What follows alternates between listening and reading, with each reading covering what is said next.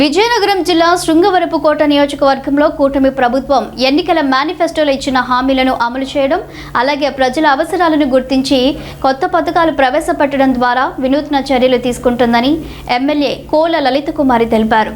S. Kota RTC complex వేదికగా దివ్యాంగులకు RTC బస్సుల్లో ఉచిత ప్రయాణ సౌకర్యాన్ని కల్పించే దివ్యాంగ శక్తి పథకంను ఘనంగా ప్రారంభించారు. ఎమ్మెల్యే మాట్లాడుతూ ఇప్పటికే మహిళల కోసం స్త్రీ శక్తి పథకం విజయవంతంగా అమలు చేస్తున్నామని పేర్కొన్నారు. మేనిఫెస్టోలో హామీ ఇవ్వకపోయినప్పటికీ దివ్యాంగుల ఆర్థిక భారాన్ని తగ్గించాలన్న మానవీయ కోణంతో ముఖ్యమంత్రి ఈ పథకాన్ని ప్రవేశపెట్టారని కొనియాడారు.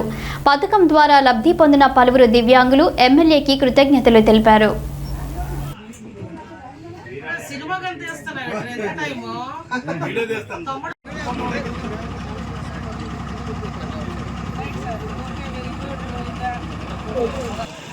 ఏదైతే ప్రభుత్వ డేటా కొన్ని వ్యాధులకు సంబంధించి కూడా అందులో మెన్షన్ చేసి దివ్యాంగులతో కొంతమందికి ఉచిత బస్సు సౌకర్యం కల్పించడం జరిగింది.